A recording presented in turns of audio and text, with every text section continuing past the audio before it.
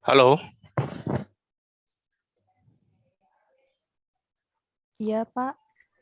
ya, suara saya Halo, cukup terdengar ya. Terdengar jelas, udah Pak. dengan jelas, Pak. Baik, kita mulai kuliah kita. Assalamualaikum warahmatullahi wabarakatuh. Waalaikumsalam warahmatullahi wabarakatuh. Kita mulai ya. Kuliah kita hari ini kita akan bahas penyakit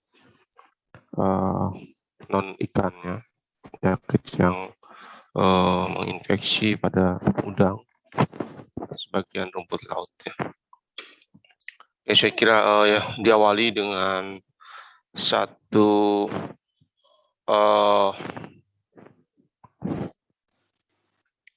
komoditas yang mungkin juga merupakan komoditas utama ya dari sektor perikanan budidaya ya, di mana udang dan rumput laut itu adalah dua komoditas yang utama.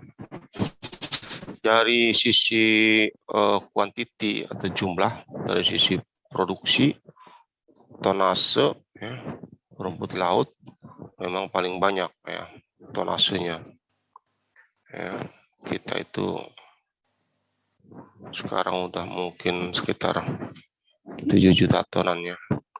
Tetapi dari sisi nilai, maka udang.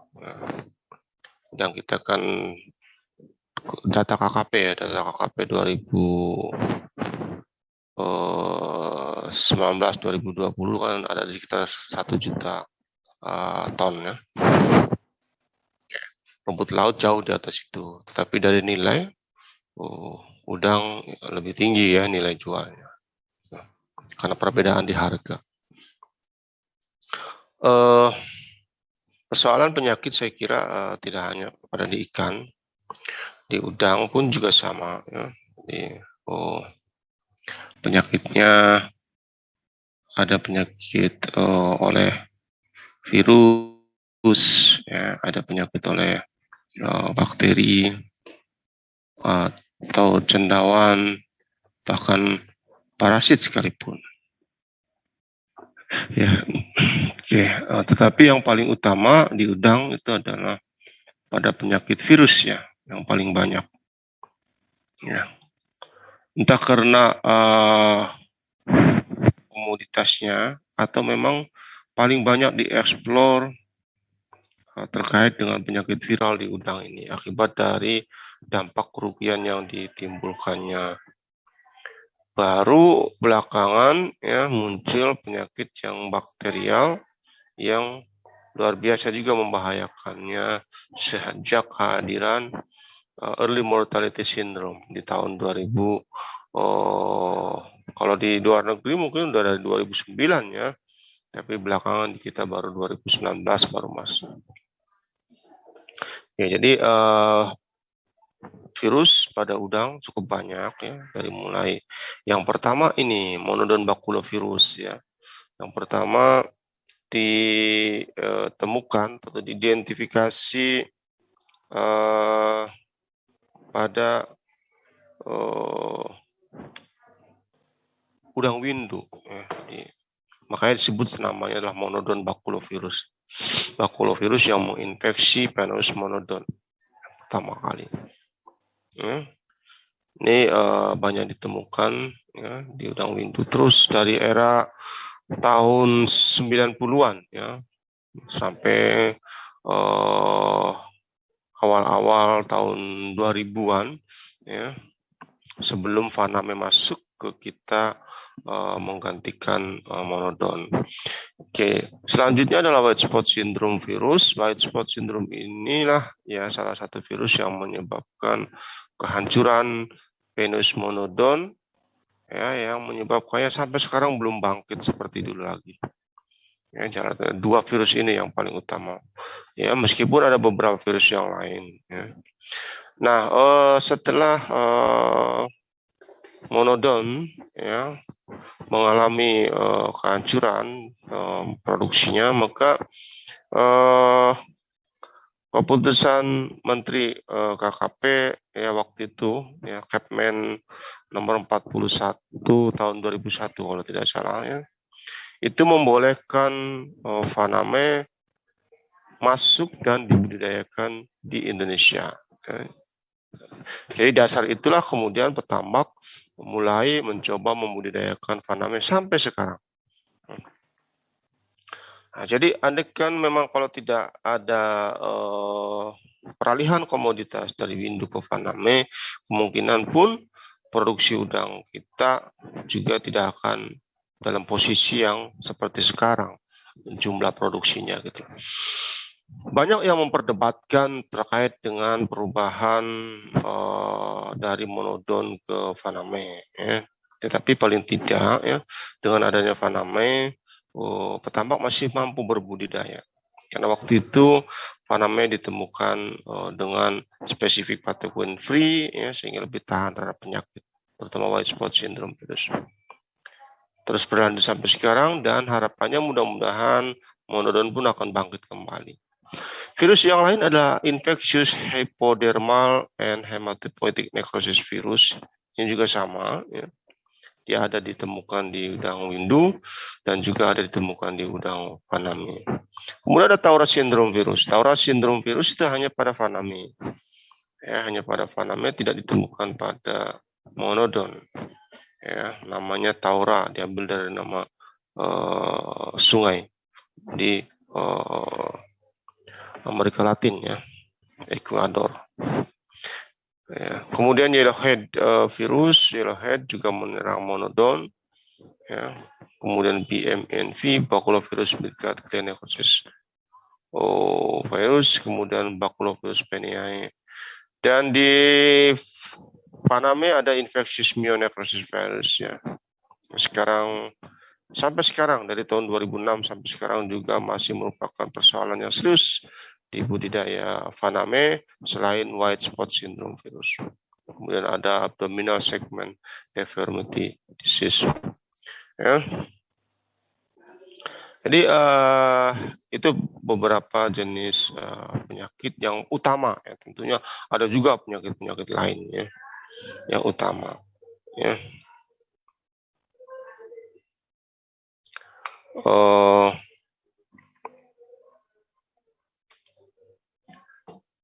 Dari sisi virusnya, ya, ada double stranded. Dari virus kan waktu awal kita sudah bicara, ya, sistematika virus itu ada yang DNA virus, ada RNA virus. Ya. Di udang pun ada DNA virus, ada RNA virus. Yang DNA virus itu contohnya white spot syndrome virus. Ya. Double stranded DNA Nymphalidae. Ya. Kemudian ada juga baculovirus, ya, baculoviridae. Monodon baculovirus juga DNA. Baculovirus midgut clan necrosis juga DNA virus. Ya, kemudian ada single stranded DNA Porphyridae. IHHNV, infectious hypodermal hematopoietic necrosis virus, ya, itu juga DNA single stranded atau HPV, hepatopancreatic parvovirus virus. Ya, itu juga DNA single stranded. Nah, yang RNA, ya, itu Taura syndrome virus, RNA, ya. Kemudian yellowhead virus juga RNA, dan penyakit mio, infectious myonecrosis virus, itu juga RNA. Nah, pada beberapa virus ini sekarang masih eksis, artinya masih menyebabkan kematian yang cukup signifikan pada budidaya udang. Contohnya saya sebutkan dari DNA virus itu adalah white spot syndrome virus. Sekarang masih menyebabkan masalah besar bagi kita. Kemudian yang RNA yang paling banyak, ya, Taura syndrome virus dan infectious myonecrosis virus yang masih sekarang menjadi persoalan utama di budidaya udang, ya.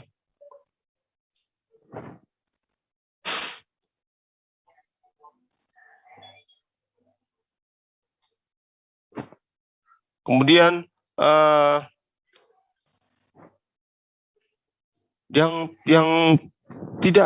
yang baculovirus seperti halnya MBV gitu, ya, atau baculovirus midgut clan necrosis BMN atau HIANV gitu, ya. Ya. Atau yellowhead IHP sekalipun. Bukan berarti tidak ada sebenarnya sekarang, tetapi memang ya, komoditas di mana tempat dia tinggal itu tidak ada, artinya itu berkurang. Jadi kan kalau kita lihat virus itu kan lebih cenderung pada host spesifiknya. Gitu. Nah, katakanlah monodon bakulovirus dia lebih spesifik kepada udang monodon, tapi kalau kita lihat budidaya udang monodon kan sekarang makin jarang, makin sedikit. Jadi host dia pun makin sedikit, sehingga kejadian ditemukannya monodon bakulovirus juga makin sedikit. Sama seperti bakulovirus peneae atau bakulovirus medgardlenecosis BMN juga sama. Ya, sebenarnya virusnya ada, cuma karena komoditas udang windunya semakin berkurang, maka makin susah menemukan kejadian penyakit ini. Beda dengan white spot syndrome virus ataupun MIO, ya, karena komoditasnya sekarang banyak dibudidayakan, sehingga outbreak dari kedua virus tersebut banyak terjadi. Kayak ini bagian-bagian tubuh udang ya, saya kira sudah hafal, sudah tahu lah ya. Pada bagian cephalothorax ada apa saja, ada stomach, ya, ada midgut, ya, ada esophagus, ada hepatopankreas, terus ya.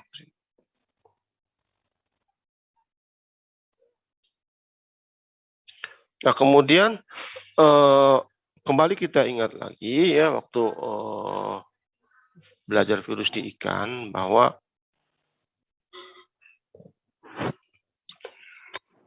mengamati tubuh virusnya atau virion atau partikelnya,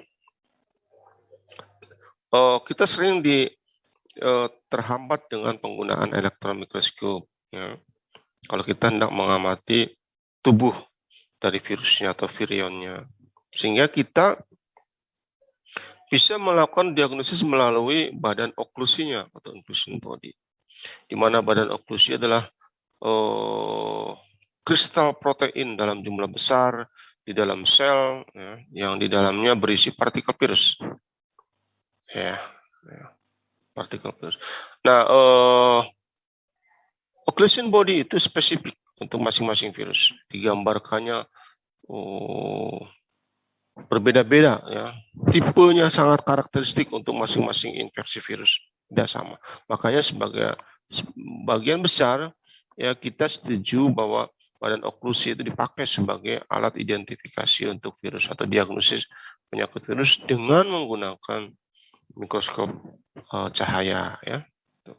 Kalau partikelnya kan agak susah kan, harus dengan elektron mikroskop. Ya. Nah,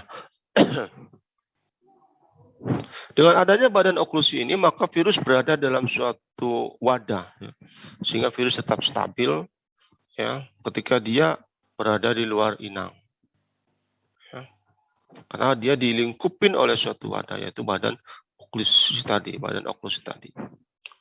Ya. Nah, badan oklusi ukurannya cukup besar, 0,5 sampai 22 mikrometer. Di dalamnya banyak partikel-partikel virus. Ya. Nah, kalau virusnya sendiri kan satuan pengukuran nanometer, ya, maka oklusinya sendiri lebih besar, ya, dalam skala mikrometer, sehingga itu yang kita manfaatkan atau bisa dibuat dengan pengamatan mikroskop cahaya. Ya. Oke.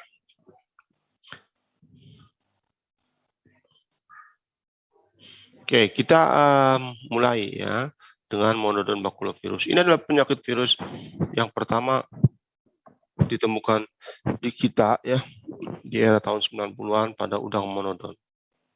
Ya. Virus ini disebut juga sebagai sebutan Peneus monodon tipe bakulovirus. Ya. Kemudian DNA virus, ya, double stranded. Ada satu atau beberapa badan oklusi pada hepatopankreas atau sel-sel epitel usus. Pada sel-sel hepatopankreas terdapat badan oklusi yang bisa kita amati keberadaannya dengan menggunakan mikroskop cahaya. Nah, ini contoh ya kalau kita menggunakan malasid green ya dari feses udang dikasih malasid green kemudian taruh di slide glass, tempel, ditutup dengan cover glass, diamati. Terdapat badan oklusi seperti ini. Seperti anggur bulat-bulat ini. Ini pada fesesnya. Ya.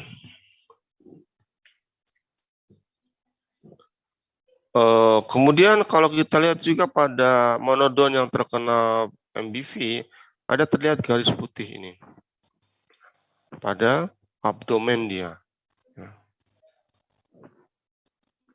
Nah, kalau kita gunakan metode dengan histologi, ya, lewat preparat histologi, kemudian kita lakukan pewarnaan dengan HEE, ya, hematoxylin eosin, akan terlihat seperti ini.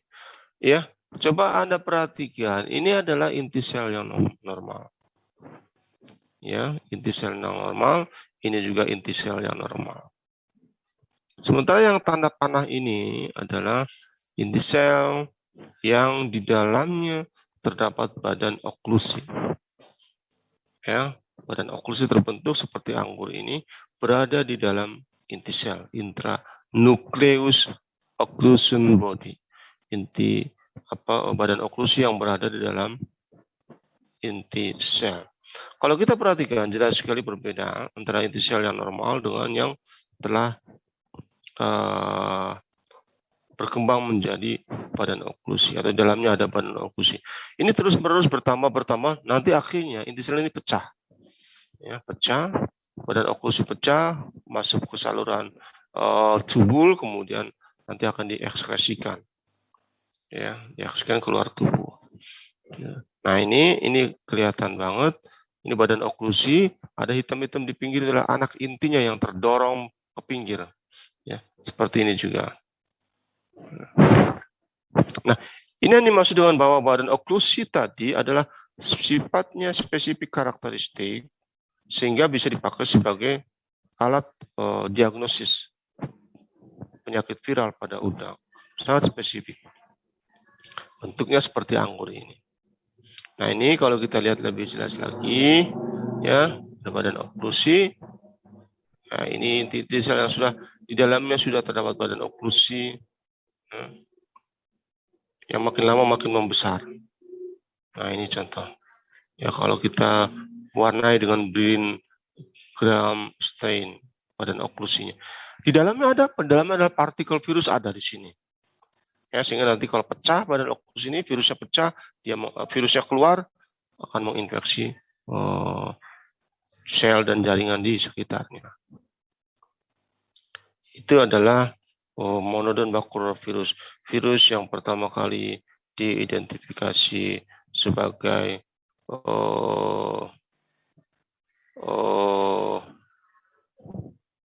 patogen utama pada Penaeus monodon.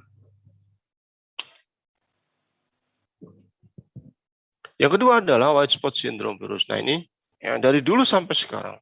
Ini adalah salah satu virus yang menyebabkan sampai sekarang kenapa Windu tidak bisa bangkit lagi. Hancuran budidaya udang Windu adalah salah satu yang disebabkan oleh virus ini, white spot syndrome virus.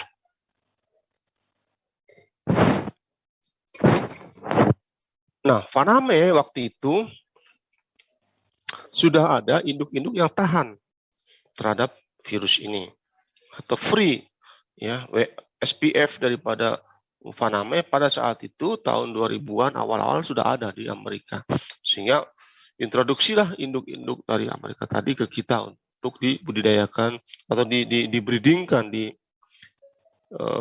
hatchery kita. White spot syndrome virus dari namanya maka apa yang bisa kita lihat adalah adanya spot putih pada karapas atau permukaan tubuh. DNA virus double stranded, adanya bintik putih bulat pada kutikula dengan diikuti perubahan tubuh yang memerah. Ya, kalau sudah nekrosis akan berubah jadi merah tubuhnya. Besar bintik putih dari hanya beberapa titik sampai beberapa milimeter. munculnya gejala klinis bintik putih diikuti oleh kematian yang cepat dan ganas. Ya. Udang yang terinfeksi virus ini lemah, tidak mau makan. Udang bahkan hampir mati dan berenang ke pinggir tambak atau ke permukaan tambak. Ya, kemudian kulitnya berubah menjadi kemerahan, kemudian mati. Ya. Oke. Jadi kalau udang yang baik itu tidak nampak oleh mata kita. Udang yang baik, maksudnya udang yang sehat ya, dia akan ada di dasar atau paling tidak di kolom. Udang yang tidak sehat itu nampak oleh kita. Kenapa? Dia muncul ke permukaan air atau dia muncul ke pinggir tambak, ke pematang. Ya, jadi itu. Nah, ini spot-spot putihnya, bintik putih pada karapas udang. Ya, ini hal yang paling mudah dilihat sebagai bentuk adanya infeksi dari penyakit white spot syndrome virus ini. Makanya disebut nama dengan white spot syndrome virus. Ada spot putih ya. Jelas sekali terlihat. Bagaimana kalau kita lanjutkan dengan pengujian preparat histopatologinya? Akan terlihat adanya badan inklusi. Ya, nah ini yang merah-merah ini adalah inti selnya yang normal. Ya, ini adalah inti sel yang sudah di dalamnya ada badan inklusinya. Ya, merah-merah ini. Di dalamnya ada virionnya, ada partikel virusnya. Nah, bentuknya berbeda kalau kita bandingkan tadi dengan bentuk badan oklusi daripada MBV, monodon bakulovirus. Ya.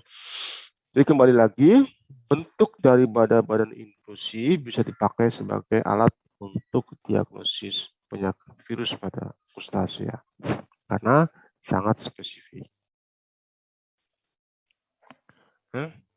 Oke, bagaimana kalau misalkan kita ingin lihat partikelnya? Oh ya, kalau ingin lihat partikelnya, maka gunakanlah elektron mikroskop, transmission elektron ataupun scanning elektron mikroskop.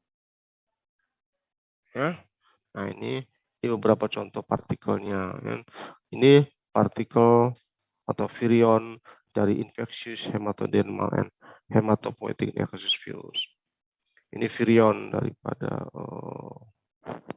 Taura syndrome virus, ya. Kemudian nomor 3 virion dari white spot syndrome virus.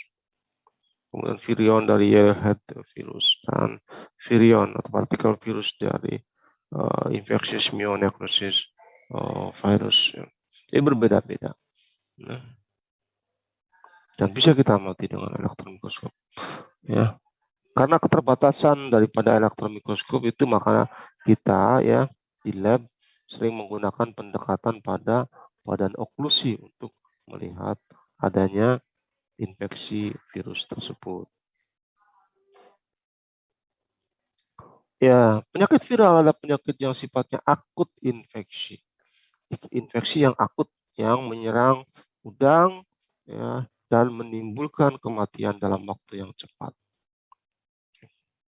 Akut infection. Ya, paling kalau white spot sih butuh 3 hari ya sudah mortality-nya hampir 100%. Nah, apa yang bisa kita lakukan di dalam upaya mencegah disease ini? Ya, yang pertama adalah mungkin dalam persiapan tambak, ya, pond preparation, ya harus lebih siap lagi, ya, lebih matang lagi, ya, terutama pada tambak-tambak yang tanah, ya. Dengan tambak kan ada 3 tipe, ada yang menggunakan plastik, HDPE, ada yang menggunakan semen, ya dasarnya, ada yang juga masih tanah. Ya, pengeringan tanah dasar harus cukup. Ya, yang kemudian sterilisasi tambak, ya, dan treatment pond. Sterilisasi tambak dan treatment pond, tambak yang terinfeksi disinfeksi dengan kalsium hipoklorit 40 ppm atau bahan jenis.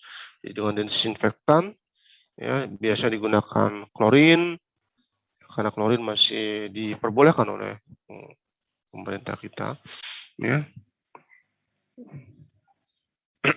Atau kita sering menyebut dengan kaporit, ya. Pada tebar dengan densitas lebih rendah untuk menurunkan tingkat stres pada udang. Ya, oke. Kepadatan memang berkorelasi dengan tingkat stres, ya. Sehingga ada harapan dengan menurunkan tingkat kepadatan maka stresor makin berkurang sehingga peluang terjadinya outbreak penyakit juga makin berkurang. Memonitor kondisi udang terutama saat udang mogok makan dan pertumbuhan lambat, terlihat lemah atau tampak bintik putih. Kemudian membuang udang yang mati dan faktor yang ada di tambak. Jadi udang yang mati jangan diberikan lagi ke udang yang sehat untuk makanannya, nanti dia transmission patogen, berpindah patogennya, ya. Kemudian penggunaan bibit bebas penyakit.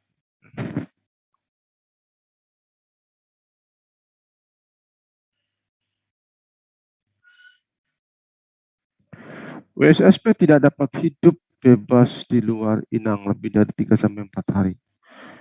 Jadi tadi virus itu harus ada di dalam tubuh inang, ya, sehingga disebut sebagai obligat patogen. Patogen yang harus berada pada sel hidup. Ketika dia di luar maka dia akan mengalami kematian, ya. Karena replikasi dan sebagainya dia membutuhkan sel hidup. Kasus white spot syndrome terus dia hanya bisa bertahan di luar tubuh inang antara 3-4 hari. Jadi kalau dia dalam 3-4 hari tidak menemukan inang, ya sudah, dia akan mati gitu loh, ya. Nah, inang itu bisa juga dia bukan hanya target udang budidayanya, jadi bisa juga dia misalkan masuk ke tubuh kepiting, masuk ke udang rebon, ke krustasian yang lain yang lebih kecil. Nah, di situ dia menggunakannya sebagai karir dia sampai dia menemukan host definitifnya, ya, udang. Makanya kenapa pada saat persiapan dan pengelolaan air kita tidak boleh ada kepiting, tidak boleh ada udang rebon dan sebagainya. Dikhawatirkan dia sebagai karirnya, pembawa. Ya. Oke. Kemudian tidak ada pergantian air dilakukan selama. Oke, itu hanya sebenarnya adalah untuk supaya tidak ada peluang introduksi masuknya penyakit ataupun karier ke petak budidaya. Ya. Yang penting lagi adalah ketika kita melakukan penggantian air, maka airnya harus bebas dari virus tersebut ataupun kariernya. Makanya dilakukan filtrasi atau dilakukan disinfeksi. Jadi jangan langsung air dari laut menggantikan air di tambak. Harus melalui tandon dulu. Ya, tandon air disinfeksi baru dimasukkan ke tambak. IHHNV, ya, virus yang ketiga, infectious hypodermal and hematopoietic necrosis virus. Ini juga DNF virus single stranded. Ya.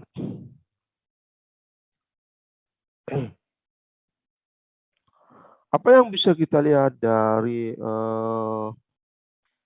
virus ini? Ya, virus ini menyebabkan kematian massal pada Peneus rostris. Ya. Pada Vaname dan Monodon dia menyebabkan infeksi kronis. Jadi infeksi kronis tidak menyebabkan kematian massal, tidak akut, ya, pada Vaname dan Monodon. Jadi infeksinya kronis, matinya perlahan-lahan. Tetapi ya, IHANV juga menyebabkan run deformity syndrome. Ya. Kelainan bentuk tubuh, ketidaknormalan bentuk tubuh. Ya. Yang pada akhirnya nanti berujung pada kematian. Tetapi lamban. Ya. Run deformity syndrome. Kemudian, dia juga menyebabkan pertumbuhan rendah dan bentuk tubuh yang tidak beraturan. Bahkan bisa menyebabkan kematian. Nah, jadi IHNV bukan akut viral infection, tetapi dia chronic viral infection. Ya. Oke.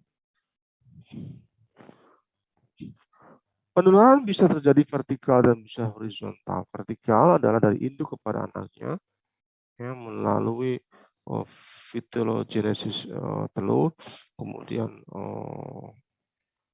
horizontal adalah dari satu udang ke udang yang lain. Ya, kontaminasi lewat peralatan, kontaminasi lewat air, atau kanibalisme. Ya. Infeksi selama perkembangan embrio atau stadia awal larva yang menyebabkan beberapa udang mengidap run deformity syndrome, sindrom kelainan tubuh, ya, atau sindrom kekerdilan tubuh. Jadi lambat tumbuhnya. Ya, 60 hari itu masih 4 gram, 3 gram. Ya, paling bagus 6 gram. Kalau yang normal kan 60 hari bisa 10 gram atau 9 gram. Ya.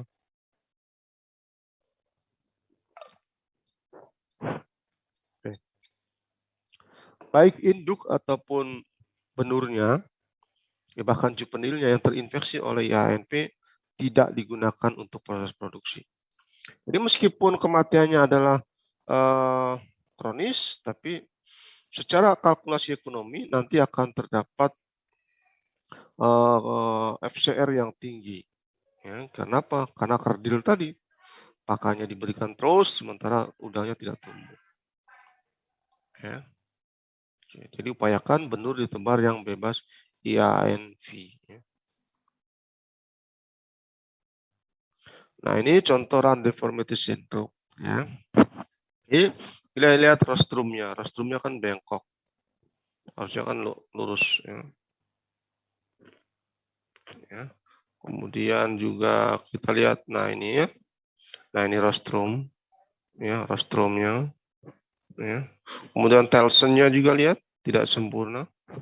Kaki apa pada segmen 5 dan 6 ini juga sama. Ya. Nah, ini kalau ini bisa ini tidak bisa dijual dalam keadaan whole body ya, ke seluruh tubuh kalau seperti ini. Ya, ini pasti akan jatuh harganya. Ya, tidak ke ekonominya tidak tercapai. Dia bisa dijual kecuali dengan dibuka dulu karapasnya, cangkangnya dibuka dulu, kemudian ya, dipotong atau dibentuk ready to cook ataupun ready to eat. Ya, jadi ditepung, dibuang dulu karapasnya, kemudian ditepung, baru menjadi bentuk yang ready to cook, siap untuk dimasak atau bahkan ready to eat. Diproses dulu. Kalau dijual seperti ini pasti akan jatuh harganya. Ini akibat daripada run deformity syndrome oleh IHNP. Ya. Nah, IHNP juga membentuk apa yang disebut dengan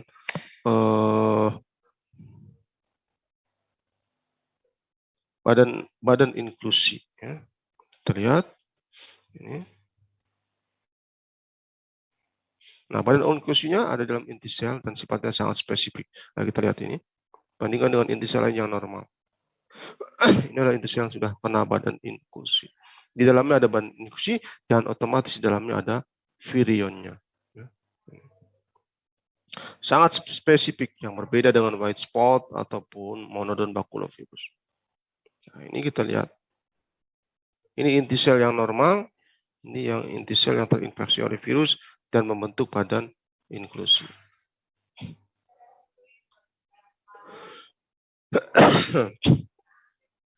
Oke, selanjutnya adalah yellowhead virus. Ya. Yellowhead virus adalah RNA virus.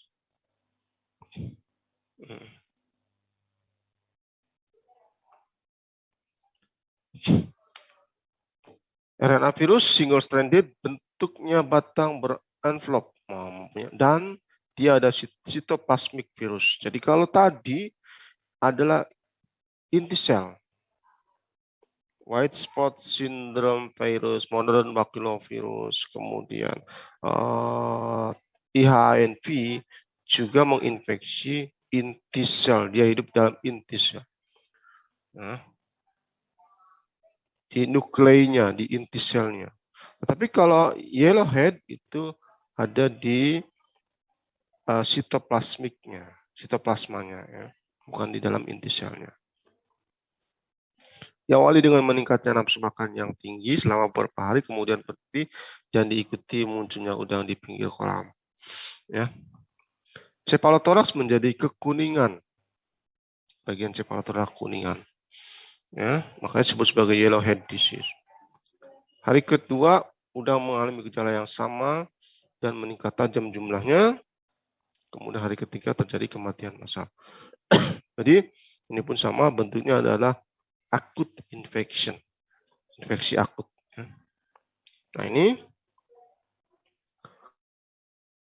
oke. Nah kalau kita lihat maka dia kekuningan. Kenapa tadi? Ya. Pada bagian hepatopankreas ini mengalami kekuningan sehingga muncul warna kekuningan pada cephalothoraxnya. Ya, jadi jelas sekali. Dan yellowhead itu hanya pada udang monodon, ya. Tidak menyerang udang faname. Nah, tadi dikatakan dia tidak intranuclei virus, ya, tetapi pada sitoplasmic virus. Dia menyerang di sitoplasmanya. Ini adalah badan inklusinya, ya, badan inklusi daripada virus ini.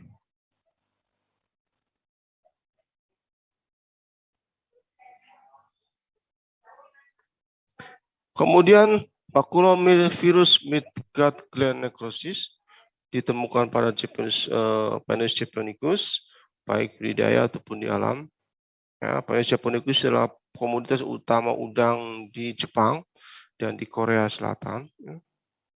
Ya, tapi sekarang Korea Selatan pun sudah beralih ke Penis faname. Ya. Jepang masih membudidayakan japonicus, ya, selain monodon. Ditemukan juga pada Penis monodon di Asia Tenggara dan Australia. Penis monodon sekarang banyak dibudidayakan di Australia. Ya. Asia Tenggara juga masih banyak beberapa tempat, ya. Di Indonesia terutama kalau kita jalan-jalan ke Tarakan, ya, atau ke Delta Mahakam, ya, atau ke Sulawesi, kita jalan-jalan ke Pinrang, ya. Itu banyak sekali budidaya udang monodon, meskipun pola budidaya masih tradisional atau ekstensif. Ya. Sehingga di sana kasus-kasus penyakit seperti MBV atau white spot masih masih sering ditemukan. Termasuk juga PMN, Paculovirus midgut gland necrosis. Target utamanya adalah hepatopankreas, ya, jadi organnya adalah hepatopankreas. Kemudian ciri utama adanya whites, ya, hepatopankreas yang memutih, ya, sebagai indikator daripada adanya infeksi BMN. Inti sel hepatopankreas membesar dan nekrosis.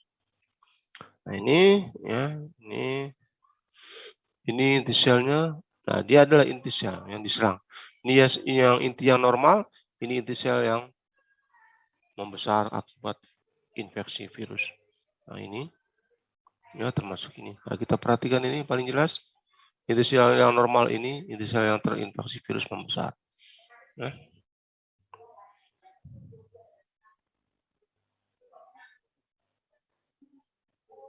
Ya, atau ini bisa kita lihat juga, ya,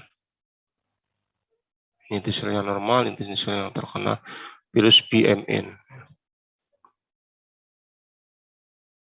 Kemudian Paculovirus venae, ya, polyhedral inclusion body terbentuk. Tanda klinis yang terutama adalah adanya badan oklusi tetrahedral pada sel-sel hepatopankreas dan epitel usus. Nah ini, jadi badan oklusnya tetrahedral, ya, seperti ini.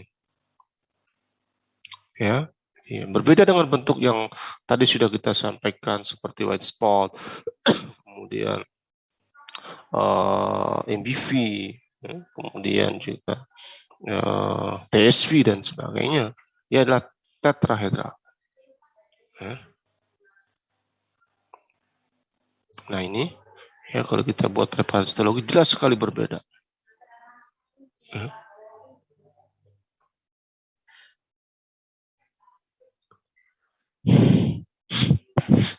Taura sindrom virus. Taura sindrom virus ya sebut sebagai red tail disease karena ada karakteristik spesifik pada ekor dari udang yang terinfeksi oleh TSV ini dengan menampakkan warna kemerahan, red tail disease. Ya. TSV itu adalah RNA virus yang pertama kali diidentifikasi di sungai Taura di Ekuador, makanya disebut sebagai Taura sindrom virus. Taura nama sungai situ. Tempat pertama kali ditemukan outbreak penyakit ini. Sampai sekarang masih menyebabkan penyebab utama pada kegagalan produksi di beberapa produsen udang di Amerika Latin khususnya dan di Indonesia juga. Ya. Perubahan warna ekor menjadi merah pucat, kerapas lunak, usus kosong. Ya, luka pada kutikula mengalami melanisasi seperti penyakit bakterial. Kemudian mortalitas kumulatif mencapai 100%. Dominannya pada Penis vanae dan Penis stylirostris. Ya, di udang windu tidak ada Taura sindrom virus. Tidak ditemukan infeksi TSV pada udang windu. Taura sindrom pada umumnya menyerang juvenil. Ya.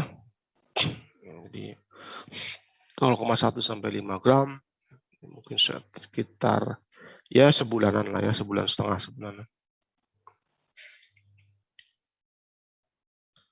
Ya.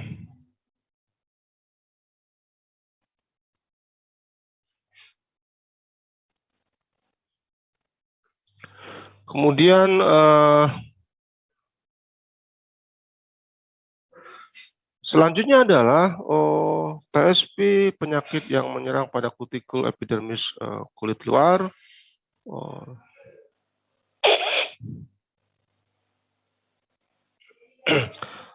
Kemudian udang pada fase kronis TSP mempunyai pola titik hitam sepanjang kulit luar.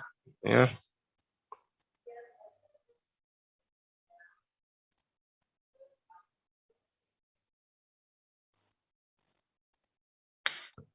Pada saat outbreak TSP, udang yang mati ataupun yang sekarat akan sering terlihat di ujung jaring atau jala yang digunakan pada saat sampling populasi rutin dan ditemukan di dasar pada pembesaran di tang atau raceway. Ya.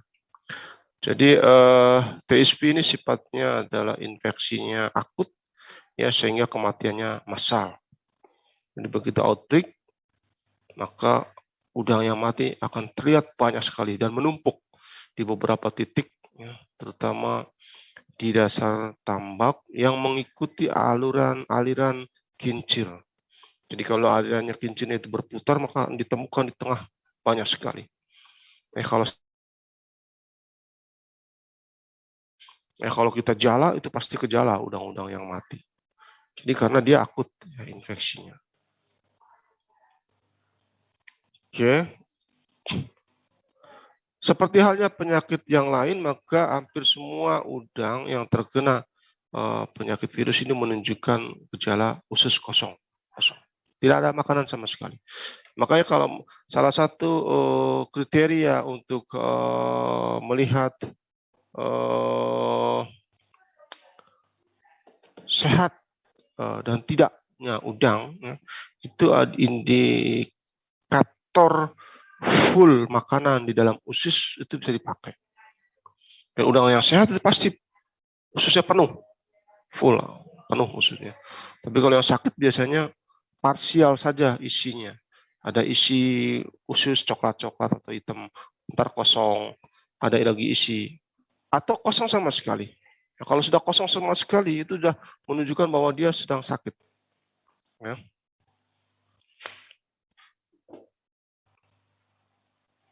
Nah ini tadi Taura sindrom virus tadi ya.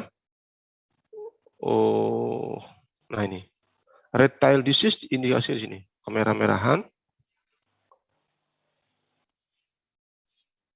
Red tail disease ya, ini warna merah-merah atau tadi membentuk melanisasi. Nah hitam ini seperti jadi mirip-mirip dengan infeksi bakterial. keripis seperti ini. Ya.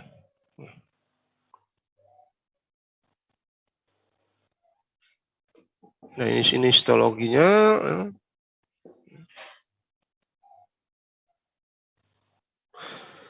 Kemudian yang terakhir barangkali virus yang sekarang menjadi penyebab utama di seluruh barangkali ya sentra-sentra produksi udang di Indonesia, yaitu infectious myonecrosis virus. Ya.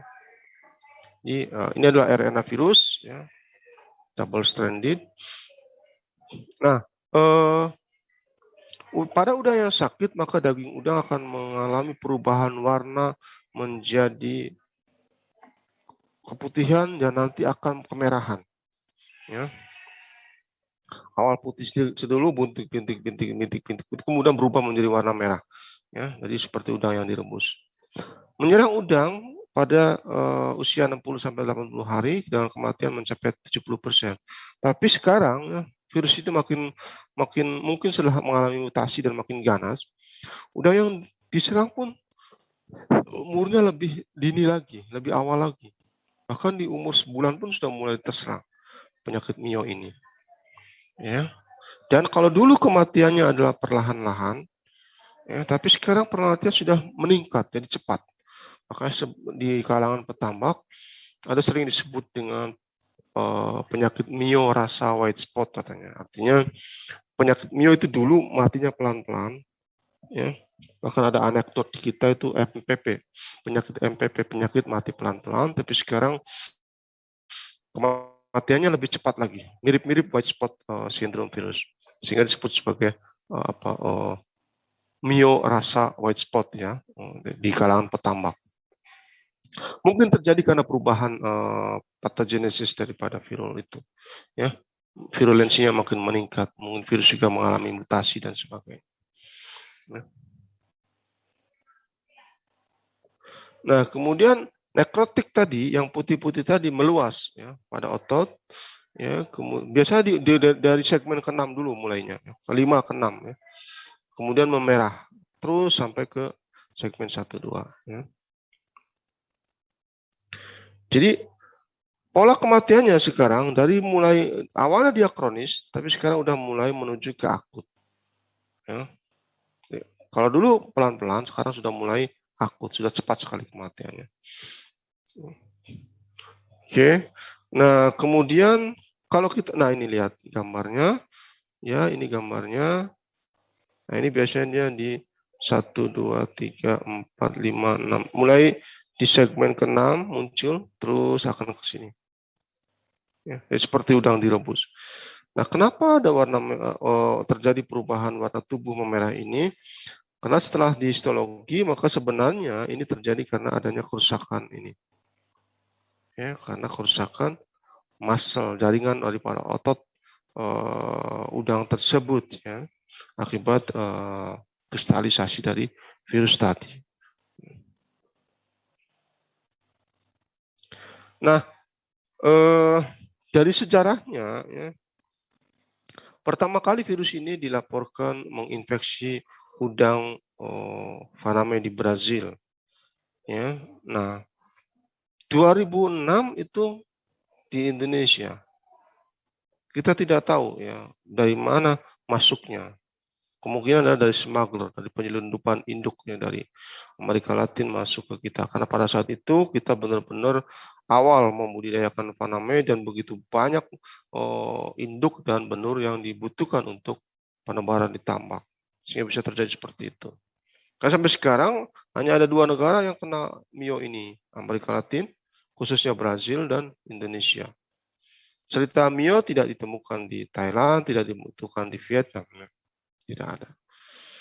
Ya, 2006 di kita. Penyakit berasosiasi dengan lingkungan yang buruk dan stres fisik, salinity, suhu, handling, dan sebagainya. Atau penggunaan pakan yang kurang berkualitas. Ya. Nah, ini contoh-contoh pada preparat histologi dari udang yang terserang penyakit mio tadi. Ya. Kemudian abdominal segment deformity disease. Ya. atau kita sering menyebut EHP, enterocytosome hepatopeniae. Ya. Oke. Enterocytosome hepatopeniae pertama kali ditemukan di manusia Thailand 2008, ya, karena adanya cacat pada segmen abdominal yang membesar atau bengkok, baik secara lateral maupun dorsal-ventral, diikuti dengan otot yang berwarna buram. Makanya disebut sebagai abdominal segment deformity disease, kelainan pada abdominal. Insanya mengalami vakuolisasi, lapisan serosa dinding usus yang paling dalam terkikis dan terkelupas ke dalam lumen. Oke, pada jaringan yang mengalami disintegrasi tersebut ditemukan adanya cyst daripada enterocytosome hepatopeniae.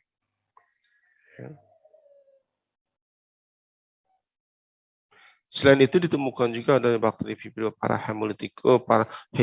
alginolyticus, Alphae, dan Fulnificus. Oke. Ketika dicek dengan virus, dengan PCR, ya, tidak ada virus ditemukan. Ya.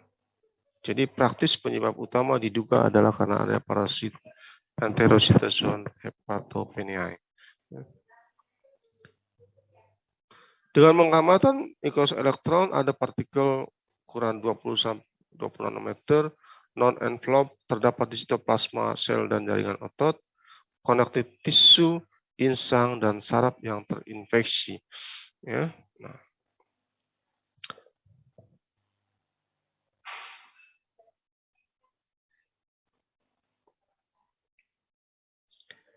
Nah ini ya pada gejala yang normal ya ini jelas sekali perbedaannya dibandingkan dengan pada gejala ikan yang udang yang terinfeksi oleh hepatopeniae tadi, enterocytosome hepatopeniae tadi. Jadi parasit Mycosporidia. Nah ini sporanya, spora parasit. Dan sekarang juga ada di kita ya penyakit ini, EHP ini, ya, enterocytosome hepatopeniae ini ada di kita. Ya, yang biasanya muncul berbarengan dengan peristiwa white spot phases, ya, white spot phases, penyakit berak putih. Ya. Oke, EHP bisa juga dengan horizontal transmission. Ya. Nah terakhir ini ya di kita dari udang penyakit udang yang paling kekinian adalah early mortality syndrome atau acute hepatopancreatic necrosis disease. Ya, kenapa disebut sebagai early mortality syndrome? Karena ini biasanya terjadi pada awal masa budidaya. Ya, jadi mungkin dari awal 1 minggu bahkan 2 minggu setelah stocking, setelah penebaran, penyakit ini sudah muncul. Makanya disebut sebagai early mortality syndrome, kematian dini ya pada udang. Setelah ditemukan penyebabnya yaitu Vibrio parahemolyticus tipe AHPND, ingat ya, Vibrio parahemolyticus itu tidak selamanya menyebabkan AHPND. Hanya strain tertentu saja, hanya strain AHPND saja yang menyebabkan penyakit AHPND atau early mortality syndrome.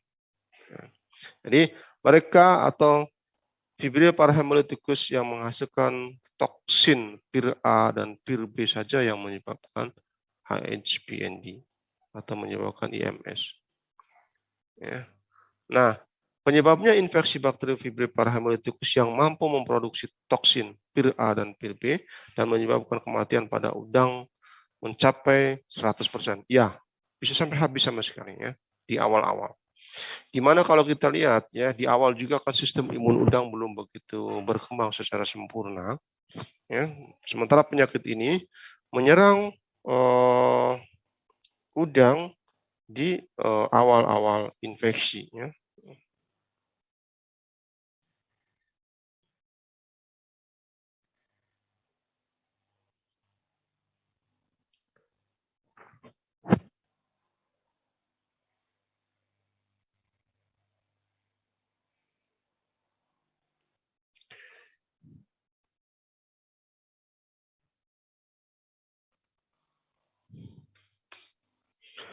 Oke, kemudian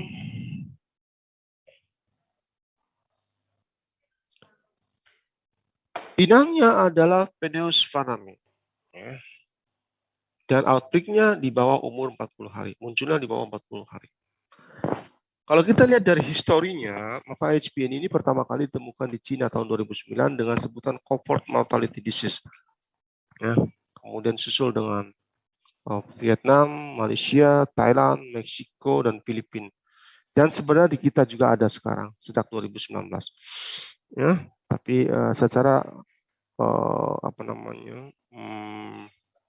officially government belum mengumumkan hal tersebut. Tetapi di fakta di lapangan memang sudah ada ya, beberapa sentra-sentra budidaya yang terinfeksi IMS ini. Jadi termasuk penyakit yang baru dan sekarang menjadi persoalan yang sangat serius bagi budidaya udang. Kenapa? Hampir tidak memberikan produk sama sekali karena kematiannya secara akut atau mendadak banyak dan di awal masa budidaya. Jadi udang belum bisa dipanen. Ya. Seringkali warna tubuh badan atau tubuhnya pucat dan saluran pencernaannya kosong. Ya. Hepatopankreas terlihat mengecil dan pucat jika dibedah. Di hatchery, IHPN ini jarang muncul. Jadi nampak sehat saja. Jadi makanya seringkali terjadi perdebatan. Karena kalau di awal yang petambak menyalakan hatchery karena matinya kan awal sekali, ya belum 1 minggu 2 minggu, beban organik material juga masih sedikit, akan juga masih sedikit. Kok kenapa terjadi kematian seperti itu? Tapi kemungkinan juga di hatchery semua kondisi dibuat sangat favorable, ya sangat nyaman, oksigen tinggi, pakan cukup dan sebagainya, maka clinical science dari Pak IHP ini tidak muncul di hatchery. Ya, munculnya nanti setelah ditambak ketika menghadapi kondisi yang ekstrim di perairan tambak.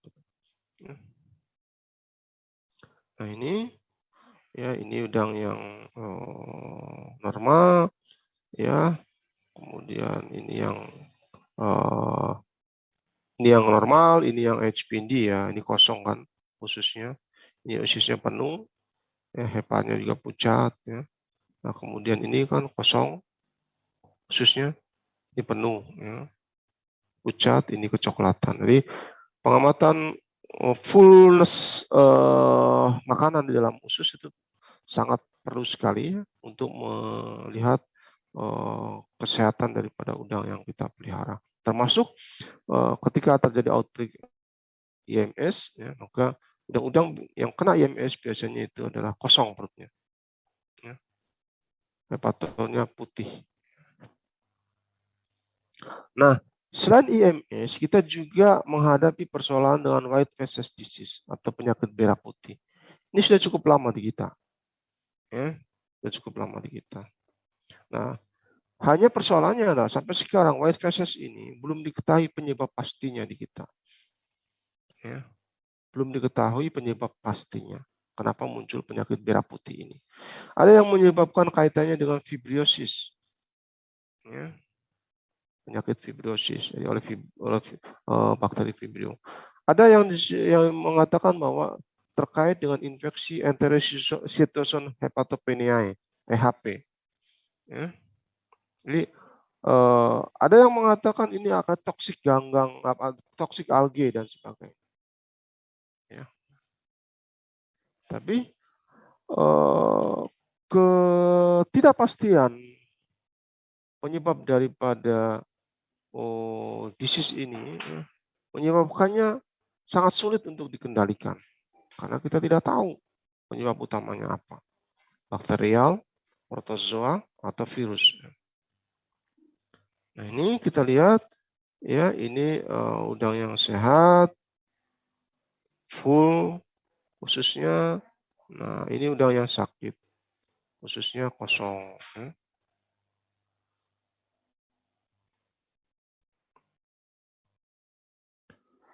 Nah sekarang pada pelaksanaan di lapangan, bagaimana kita bisa mengendalikan penyakit ini?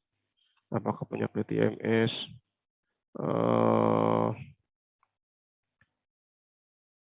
ataukah mio ataukah white face sekalipun ya. Bagaimana kita bisa mengendalikannya sebenarnya. Jadi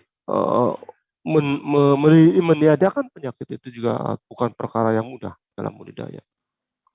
Ya. Tetapi hidup berdampingan dengan adanya patogen itu paling pilihan terakhir. Ya. Jadi memanage IMS.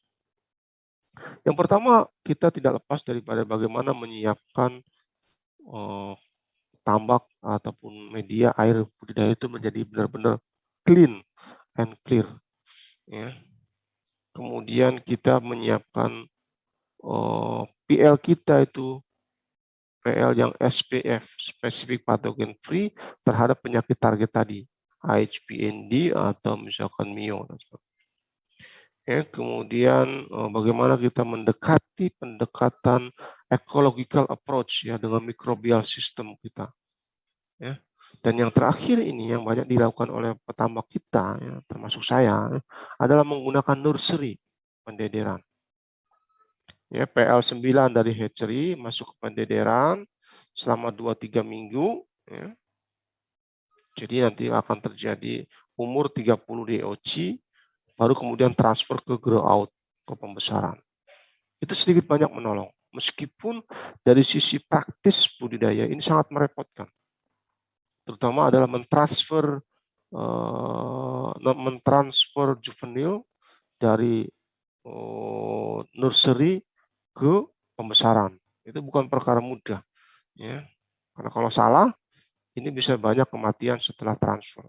Nah, teknologi transfer itu yang sampai sekarang masih banyak kita kembangkan ya, supaya sistem nursery pond itu menjadi lebih efektif dan efisien. Nah ini ya nursery, contoh nursery ya, ada petakan khusus untuk membesarkan selama 2-3 minggu dari sejak keluar dari hatchery, ya, kemudian baru ditransfer ke grow out. Ya.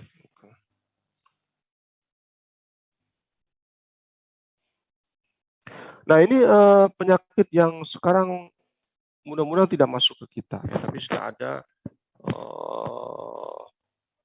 di Cina, yaitu Decapod Iridescent Virus DIV1. Ya ini lebih berbahaya lagi karena hampir semua Decapoda, jadi tidak hanya Crustacea, ya bisa juga dia menyerang kepiting. Maksudnya bukan hanya udang, tapi juga menyerang kepiting dan sebagainya. Ya. Decapod Iridescent Virus. Ya, ini sudah menjadi wabah utama di Malaysia, di Cina, mudah-mudahan tidak masuk ke kita. Yang terakhir ya penyakit rumput laut. Nah, di rumput laut penyakitnya satu yang paling utama, ya ice. Ya.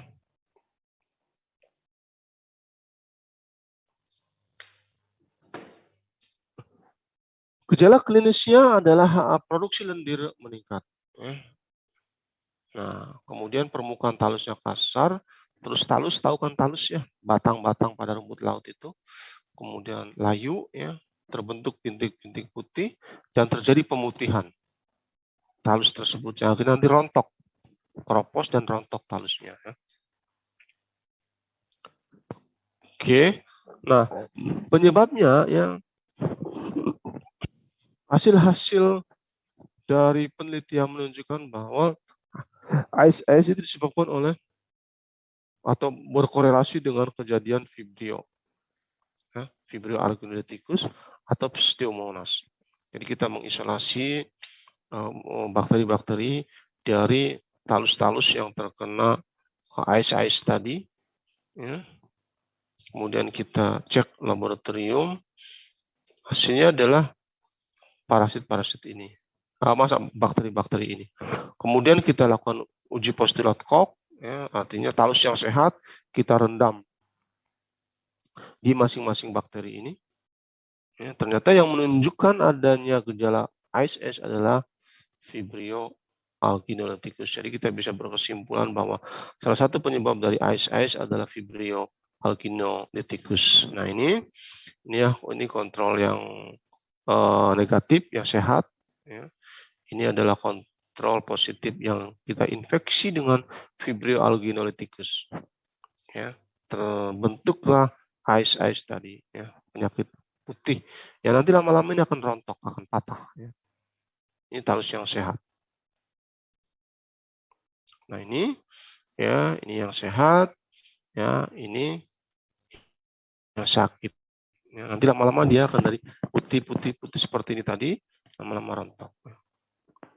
Nah, kalau kita buat histologinya dari penampang kort ini, penampang talus tadi, maka akan terlihat.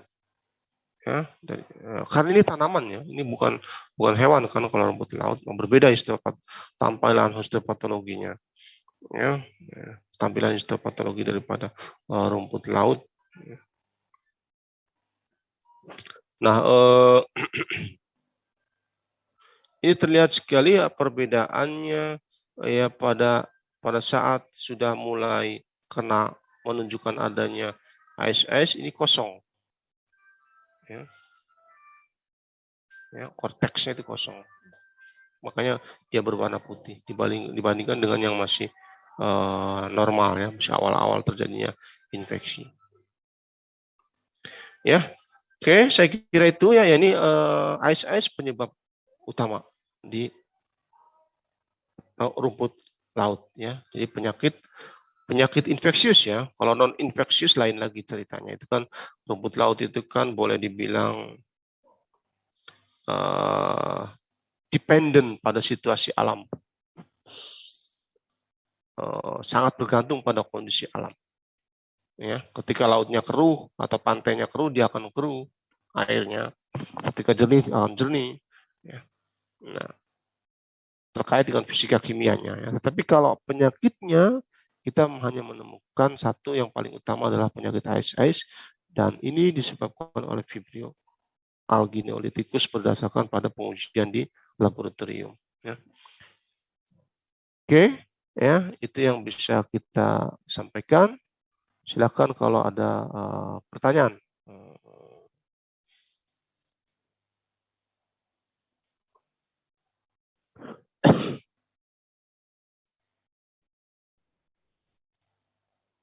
Ya, silakan kalau ada pertanyaan.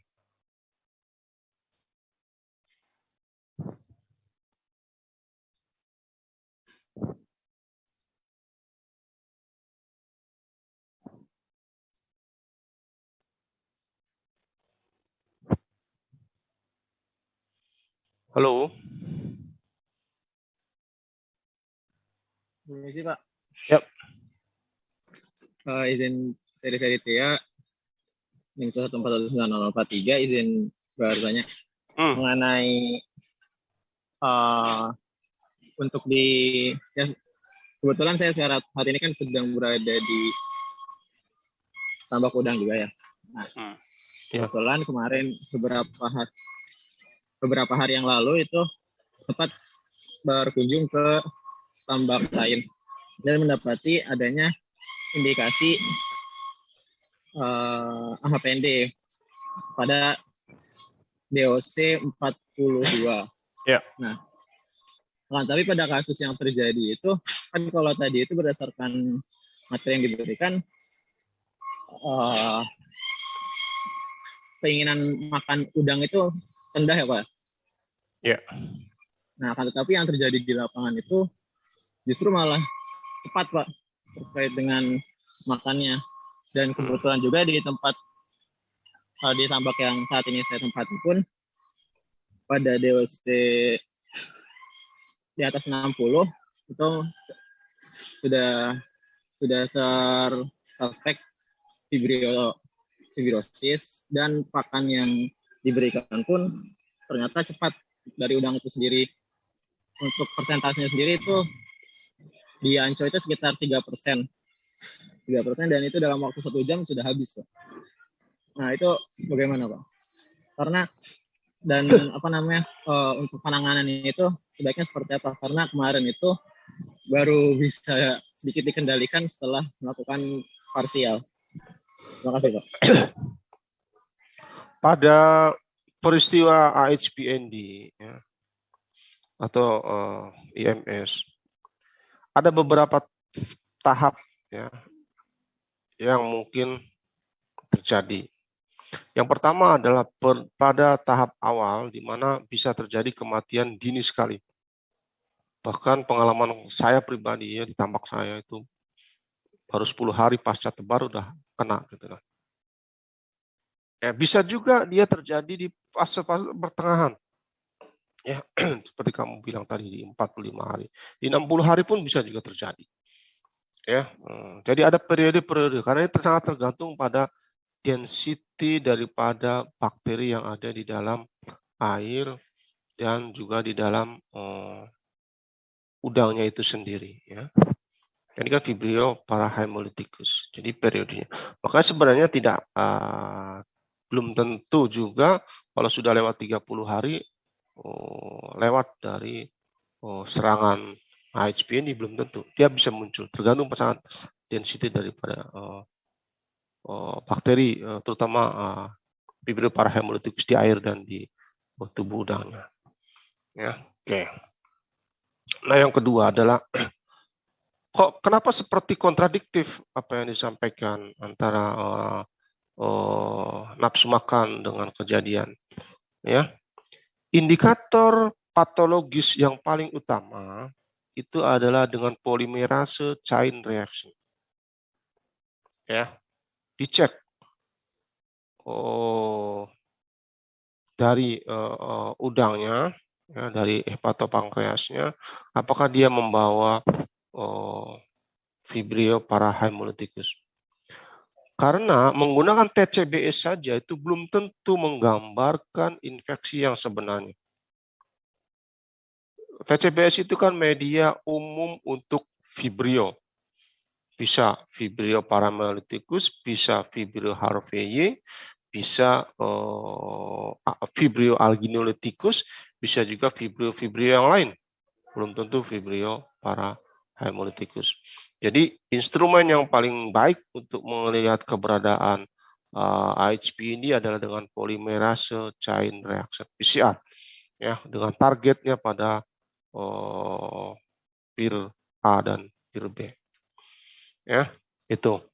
Jadi bisa saja sebenarnya pada saat itu nafsu makannya tinggi, tapi sebenarnya sudah membawa itu, ya, si udang tadi. Dan AHP ini itu adalah acute infection. Ya, acute infection itu gejala klinis muncul berbarengan dengan kematian udang. Gitu, ya. Gejala klinis muncul berbarengan dengan di hari ini ada minggir putih 2-3 ekor. Nanti besoknya itu bukan 2-3 ekor lagi. Ya, 200-300 ekor muncul di permukaan. Ya. Begitu selanjutnya. Sehingga kalaupun disisakan artinya diteruskan dengan yang tersisa, yang survivornya ya, yang hidupnya, maka pada di akhir masa budidaya paling menyisakan 10-20% populasi yang secara keekonomian sebenarnya sudah tidak ini lagi. Nah, sekarang bagaimana dengan kalau misalnya kejadiannya di tengah-tengah kemudian dilakukan parsial? Boleh saja parsial itu kan menurunkan density, ya, agar populasi tidak terlalu tinggi, ya, sehingga peluang outbreak menjadi lebih berkurang gitu. Bisa saja, ya. Tetapi memparsial udang yang sedang sakit itu juga bukan pilihan yang baik. Ya. Kenapa? Kamu menjala udang yang sedang sakit, ya, terjala. Yang tersisanya itu, ya, yang tersisanya itu yang bikin masalah gitu loh. Kalau yang terjalanya kan langsung diangkut ya. Nah, yang tersisanya itu yang juga menjadi masalah. Ya, parsial bisa menimbulkan efek stres juga ya. Walaupun sisi positifnya juga banyak sekali. Jadi kalau udangnya sehat di parsial bagus sekali ya, supaya dia nanti bisa cepat tumbuhnya ya. Karena tadi carrying capacity-nya menjadi berkurang. Ya. Oke, itu ya barangkali siapa tadi? Rizky ya. Ya, Pak. Silakan ada pertanyaan lagi. Terima kasih banyak, Pak.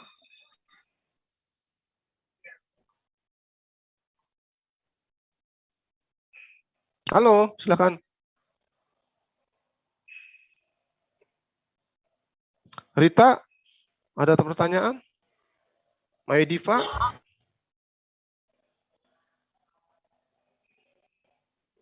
Pak, izin bertanya, Pak. Cuman penasaran aja sih, Pak. Kan kalau misalnya untuk udang, ikan gitu kan, kalau misalnya penyakit dari virus, itu kan bisa ada vaksinnya gitu. Nah, tadi kalau misalnya untuk di rumput laut itu apakah pakai vaksin atau pakai obatnya apa gitu, Pak? Terima kasih, Pak. Good, pertanyaan bagus ya. Bagaimana kalau penyakit di rumput laut? Pengendaliannya ya, gitu ya. Satu ya, pengendalian dalam pengertian makro environmental itu akan sangat susah, Rita ya. Lingkungan makronya akan susah. Kenapa? Ya tadi saya katakan, rumput laut dibudidayakan itu dependent pada kondisi alam, sangat bergantung pada kondisi alam. Nah, sehingga biasanya pembudidaya mensiasatinya kapan dia pas mau budidaya. Mungkin ketika keserahan airnya tinggi, ya, ketika tidak keruh dan sebagainya, baru dia budidaya. Itu diatur siklusnya berdasarkan siklus alamnya. Ya. Nah, yang kedua, ya, rumput laut itu tumbuhan. Jadi pendekatannya tidak dengan animal, tidak dengan hewan. Kalau vaksin kan tadi kan, ya vaksin kan mungkin ke hewan. Ada derivat daripada antibody system yang ditimbulkan akibat kita pemberian vaksin.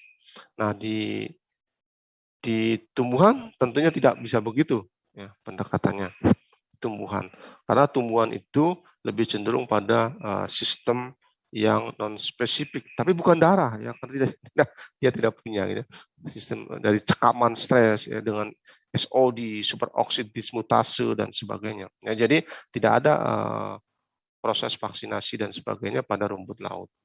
Ya itu. Makanya di rumput laut itu pendekatannya ya, pengendalian penyakit adalah menggunakan bibit yang unggul. Ya. Nah, bibit yang diturunkan kalau bisa itu dari talus-talus yang lewat kultur jaringan. Ya. Yang kita bisa menjamin bahwa dia tidak membawa patogen atau bakteri penyebab ice tadi gitu loh. Ya. Meskipun memang masih sangat terbatas ya, bibit yang berasal dari kultur jaringan tadi. Makanya kalau di rumput laut itu ada istilah namanya kebun bibit. Ya, kebun bibit ya. Jadi dia punya kebun ya yang khusus untuk bibit. Nah, nanti bibit itu nanti diambil oleh para pembudidaya untuk jadikan sebagai sumber awal benih yang akan dia sebar di pantai itu ya, di rumput lautnya itu, gitu ya, itu paling pendekatannya ke rumput laut. Ya, jadi memang agak susah pengendalian kesehatannya ya, kecuali menyiapkan tadi benih-benih atau bibit-bibit rumput laut yang tahan penyakit. Ya, salah satunya dihasilkan lewat kultur jaringan. Ya, oke, ada lagi silakan.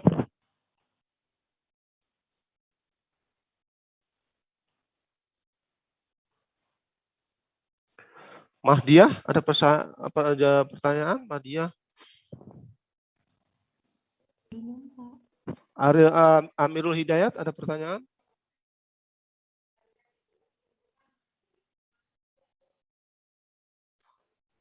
Willy Mafaza, ada pertanyaan?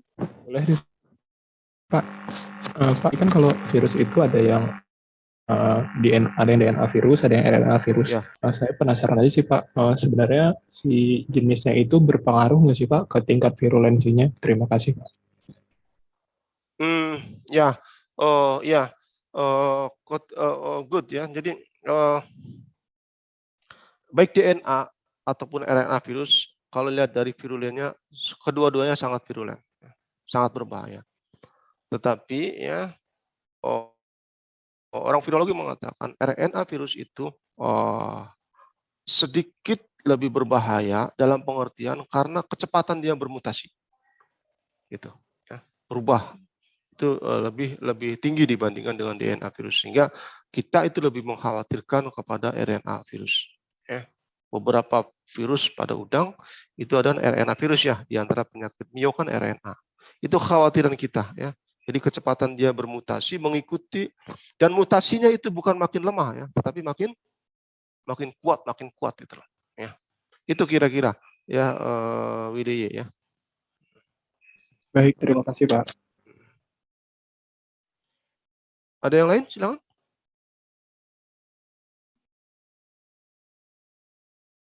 Oke, ya. Baik, kalau tidak ada ya kita akhiri kuliah kita ya, sampai ketemu minggu depan. Semoga Anda semua sehat walafiat ya. Assalamualaikum warahmatullahi wabarakatuh. Waalaikumsalam warahmatullahi wabarakatuh.